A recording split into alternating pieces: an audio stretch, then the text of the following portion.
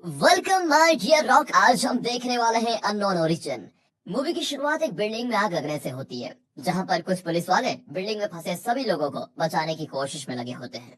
उन्हीं में से एक पुलिस वाला होता है जिसका नाम मैक्स था। वो एक बूढ़ी महिला को उसके घर से बाहर निकालता है। तब वो महिला मैक्स से विनती करती है कि मेरे पति को भी बचा लीजिए, वो अंदर फंसे हुए हैं प्लीज। इसलिए मैक्स उस महिला को सुरक्षित जगह पहुंचाने के बाद दोबारा उस घर में जाता है। लेकिन दुर्भाग्य से तभी घर की छत टूटकर मैक्स के ऊपर गिर जाती है। इसके बाद ये सीन यहीं पर कट हो जाता है। पर इस हादसे से इतना तो साफ था कि मैक्स मारा गया होगा। अगले सीन में हम मैक्स के पिता जेम्स को देखते हैं, जो अपने दूसरे बेटे टॉम को जगाने आए होते हैं, क्योंकि वो बहुत ही सुस्त किस्म का इंसान है जो दिन भर बस सोता रहता है। बड़ी मुश्किल से जेम्स ने उसे एक कॉमिक बुक की दुकान खोल कर दी थी, ताकि वो उसमें से थोड़ा बहुत पैसा कमा ले। अब दूसरी ओर हम डिटेक्टिव डेविड को देखते हैं, जो जेम्स के घर पर पॉइंट हुआ है, क्योंकि कल ही जेम्स की रिटायरमेंट हो चुकी है। लेकिन वो अपने आखिरी केस को सॉल्व करना चाहते हैं। इसलिए डेविड और जेम्स दोनों को एक केस पर काम करने की परमिशन दी जाती है, जिसके बाद दोनों एक बिल्डिंग के अंदर जाते हैं, क्योंकि पड़ोसियों ने शिकायत की होती है कि बिल्डिंग से अजीब स्मेल आ रही है। और वो स्मेल इतनी खतरनाक है कि उनकी नाक में दम करके रखा हुआ है। अब डेविड और जेम्स उस बिल्डिंग की तलाशी लेते हुए उसके बेसमेंट में जाते हैं। तब वहां उनको एक आदमी की बॉडी दिखाई देती है, जिसको बहुत बुरी तरीके से मारा गया होता है। इसी के अंदर से स्मेल भी आ रही होती है। फिर दोनों डिटेक्टिव बॉडी को पोस्टमार्टम के लिए भेज देते हैं। अब पोस्टमार्टम करने वाला डॉक्टर डेविड और जेम्स को बताता है कि इस इंसान को बहुत सारे स्टेरॉइड्स दिए गए थे और जबरदस्ती उसे बिना रुके वर्कआउट कराया जा रहा था। इसी वजह से बेंच प्रेस करते हुए रॉड इसकी गर्दन में गिर गई। इसी की वजह से इसकी मौत हुई है। तभी वहां पर डेविड की बॉस नॉर्मा कॉमिक कैरेक्टर के कपड़े पहन कर आती है, क्योंकि उसे कॉमिक बहुत ज्यादा पसंद होती है। इसीलिए वो आते ही जेम्स को इस केस से बाहर कर देती है, क्योंकि वो रिटायर हो चुका है। अब ये देखकर तो डेविड को भी गुस्सा आता है, लेकिन वो चाह कर भी कुछ नहीं कर पाता। अब रात को डेविड के फोन पर किसी की डेड बॉडी मिलने की खबर मिलती है, इसलिए वो तुरंत वहां पर पहुंच जाता है, जहां उस बॉडी को एक योद्धा का आर्मर पहना गया होता है। इतना ही नहीं, उस आदमी का दिल निकालकर उसे कुछ टाइम के लिए किसी मशीन के जरिए जिंदा रखने की कोशिश की गई थी। इससे साफ पता चल रहा होता है कि इस पर किसी तरह का टेस्ट किया जा रहा था और उसी से इसकी मृत्यु हुई है। ये जानकर तो डेविड हैरान रह जाता है कि आखिर ऐसा घिनौना काम कर कौन सकता है। दूसरी तरफ टॉम की नजर जेम्स के पास मौजूद उस जिम वाले बंदे की फोटो पर पड़ती है, जिसकी मृत बॉडी को देखकर वो अपने पिता से कहता है कि ये तो बिल्कुल हल्क जैसा दिखाई दे रहा है। क्लासिक हल्क ग्रे कलर का था, बाद में उसे ग्रीन कर दिया गया, ऐसा लग रहा है। मतलब कोई उसे हल्क बनाना चाहता था शायद, लेकिन ये बेचारा मारा गया। अब ये सुनकर जेम्स हैरान रह जाता है, जिसके बाद ऑफिस आने पर उसे कल रात मिली बॉडी के बारे में और पता चलता है, उसी बॉडी के बारे में जिसका दिल निकाला गया था। जेम्स नॉर्मा से कहता है कि जो भी ये हत्यारा है, उसका मकसद खुद की एक सुपर हीरो टीम बनाना है। याद है, उस आर्मर वाले इंसान का दिल निकालकर उसे जिंदा रखने की कोशिश की जा रही थी, बिल्कुल आयरन मैन की तरह, और बाद में उसे आर्मर वाला सूट भी दिया गया। अब ये सुनकर नॉर्मा को भी जेम्स की बातों पर यकीन होने लग जाता है कि शायद हो सकता है ऐसा कुछ हो। अब टॉम को डेविड का पार्टनर बना दिया जाता है, क्योंकि उसे कॉमिक और सुपर हीरो की अच्छी जानकारी होती है। जिसके बाद दोनों वहां पर आते हैं जहां आर्मर वाले बंदे की बॉडी मिली थी। वहीं पर वहां चारों तरफ टॉम को लॉर्ड ऑफ द रिंग्स के वेपन्स दिखाई देते हैं, लेकिन वहां पर एक कुल्हाड़ी भी रखी होती है, जिसे वैसे वहां होना तो नहीं चाहिए था, क्योंकि कुल्हाड़ी को देखे तो वो लॉर्ड ऑफ द रिंग्स का पार्ट नहीं है। इसलिए डेविड उस कुल्हाड़ी को फॉरेंसिक लैब भेज देता है, जहां उस कुल्हाड़ी पर फिंगरप्रिंट्स के निशान मिल जाते हैं, जो किसी फायर फाइटर के थे। और इसलिए सभी तुरंत उस फायर फाइटर के घर पहुंच जाते हैं, जहां उन्हें उसके कमरे से काफी ज्यादा धुआं निकलते हुए दिखाई देता है। और जब डेविड और बाकी उसके कमरे में जाते हैं, तो वहां उन्हें वो फायर फाइटर एक कांच के पिंजरे में कैद दिखाई देता है, जिसे भी किसी तरह का कोई सूट पहनाकर आग के हवाले कर दिया गया था। सभी फिर जैसे तैसे उस पिंजरे को तोड़कर उस आदमी को बाहर निकालते हैं, लेकिन तब तक बेचारा अपना दम तोड़ देता है। टॉम कहता है कि लगता है इस आदमी को फैंटास्टिक फोर के ह्यूमन टॉर्च के जैसा पूरी तरह बनाने की कोशिश की जा रही थी, लेकिन ये भी बाकियों की तरह मारा गया। अब इस ह्यूमन टॉर्च की बॉडी को भी पोस्टमार्टम के लिए भेज दिया जाता है, जहां से ये पता चलता है कि इसका सूट इस तरह से इसकी बॉडी पर लगाया गया है कि अगर सूट को निकाला गया तो उसके साथ उसकी स्किन भी निकाली जाएगी, क्योंकि सबसे पहले इसकी बॉडी को एकदम ज्यादा हीट दिया गया और उस हीट को कंट्रोल करने के लिए ये सूट इसको पहनाया गया। इस बॉडी की हालत को देखकर लगता है कि कम से कम इस इंसान ने 3 दिनों तक काफी भयानक दर्द सहा है, और उसके बाद बेचारे ने अपना दम तोड़ दिया। अब डेविड नॉर्मा से बात करके जेम्स को दोबारा टीम में शामिल करने को कहता है। तब वो उसे बताती है कि जेम्स को कैंसर है। मैं चाहती हूँ कि जेम्स अपना आखिरी टाइम अपने बेटे के साथ बिताए, क्योंकि उसके बेटे टॉम को भी इस बारे में नहीं पता कि उसके पिता कुछ दिनों के मेहमान है, उन्हें कैंसर है। ये सुनकर डेविड को भी काफी बुरा लगता है, इसलिए वो डिनर पर जेम्स के यहाँ जाता है। अब वहां आने के बाद टॉम डेविड से उसके माता पिता के बारे में पूछता है, जिस पर डेविड कहता है कि उनकी काफी टाइम पहले किसी ने जान ले ली थी। मैं अपने माता पिता के केस पर काम करना चाहता था, लेकिन डिपार्टमेंट ने मुझे पर्सनल केस पर काम करने की परमिशन दी ही नहीं। अब ये सुनकर टॉम उसे बताता है कि तुम्हारी स्टोरी तो बिल्कुल बैटमैन की ओरिजिन स्टोरी से मिलती है, क्योंकि इस तरह से बैटमैन की कहानी भी शुरू हुई थी।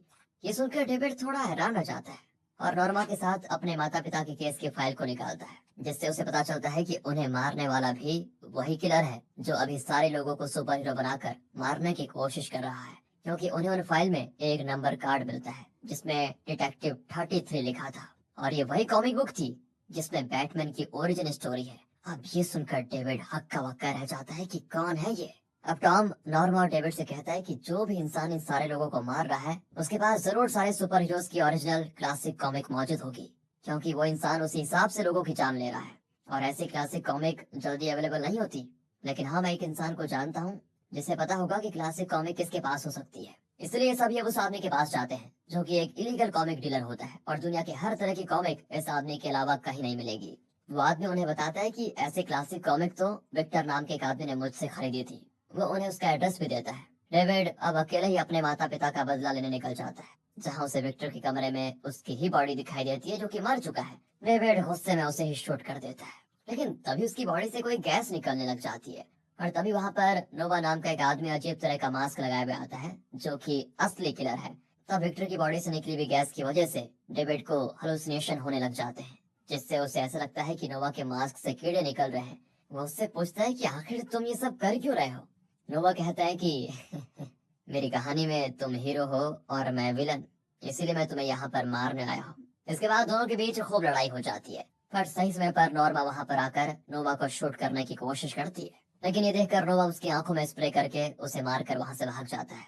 अब डेविड टॉम को नोवा की सारी बात बताता है। ये सुनकर टॉम उससे कहता है कि नोवा खुद को सुपर विलन मान रहा है और तुमको एक सुपर हीरो।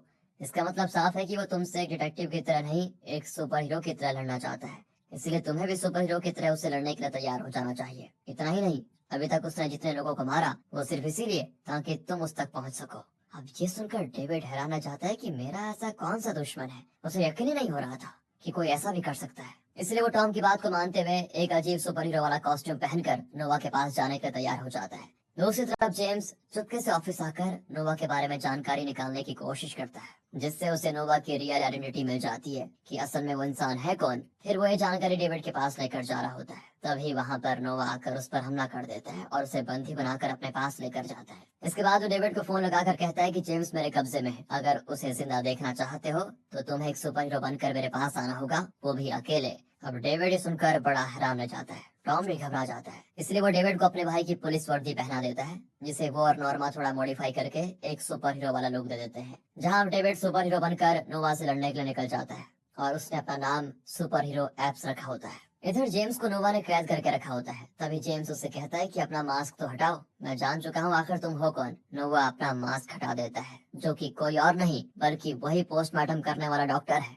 वो जेम्स से कहता है कि मैं दुनिया को एक सुपर हीरो देना चाहता हूँ, जिसके लिए डेविड की स्टोरी बिल्कुल परफेक्ट है, एक बैटमैन की तरह। और आज तक मैंने जितने भी लोगों को सुपर हीरो बनाने की कोशिश की वो सारे क्रिमिनल्स थे जो कभी पुलिस के हाथों पकड़े नहीं गए। इसलिए मैंने उन्हें एक एक्सपेरिमेंट के लिए चुना, लेकिन उन पर मेरा एक्सपेरिमेंट सफल नहीं रहा, इसलिए सभी लोग मारे गए। पर अब मुझे बैटमैन जैसा सुपर हीरो चाहिए, जिसके पास सुपर पावर्स तो ना हो, लेकिन बैक स्टोरी, दिमाग, स्किल, ये सारी चीजें कूट कूट कर भरी हुई हो, और वो सारे गुण सिर्फ और सिर्फ डेविड के अंदर मौजूद है। लेकिन चिंता मत करो, मैं खुद की भी जान लेने वाला हूँ, क्योंकि जब तक मैं मरूंगा नहीं तब तक डेविड को खुद पर यकीन कैसे होगा कि वो विलन को हरा सकता है। जिसके बाद वो अपना मुंह एसिड के अंदर डाल देता है और इससे उसका मुंह ही पिघल जाता है। बड़ा अजीब किस्म का इंसान है, लगता है 24 घंटे बस सुपर हीरोज का नशा करता है। खैर वहां पर डेविड आ जाता है, जिसके आते ही नोवा जेम्स को शूट करके मार देता है। ये देखकर डेविड को काफी गुस्सा आ जाता है। इससे दोनों के बीच घमासान लड़ाई शुरू हो जाती है। इस लड़ाई के दौरान डेविड नोवा का मास्क हटा देता है, लेकिन एसिड की वजह से उसे पहचान नहीं पाता हो। ये देखकर नोवा हंसते हुए कहता है डेविड से, तुम्हें क्या लगा था तुम इतनी आसानी से अपने माता पिता के हत्यारे का चेहरा देख लोगे? ऐसा नहीं हो सकता, क्योंकि बुराई का कोई चेहरा नहीं होता। इसके बाद वो एसिड में कूदकर खुद की जान देने की कोशिश करता है, लेकिन कूदने से पहले वो डेविड से कहता है कि मैं एक क्रिमिनल हूँ और तुम डिटेक्टिव, तुम्हारा काम है क्रिमिनल को जेल पहुंचाना, जिसे कानून इंसाफ देगा, ना कि किसी को ऐसे मरते हुए छोड़ना।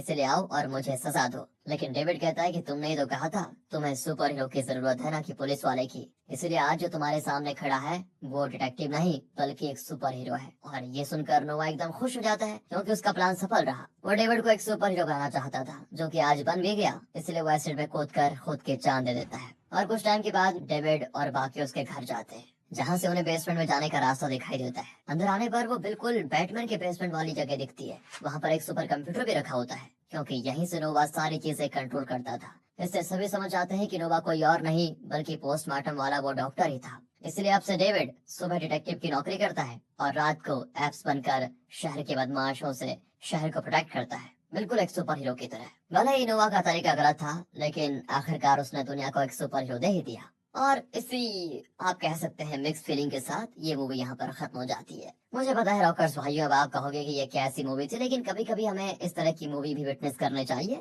क्योंकि एक अलग एक्सपीरियंस आता है ना। बाकी अगर आपको वीडियो अच्छी लगी हो, एक्सप्लेनेशन अच्छा लगा हो तो लाइक कीजिए और चैनल को सब्सक्राइब। मिलते हैं ऐसी बेहतरीन मूवीज के साथ, तब तक के लिए ध्यान रखिए अपना।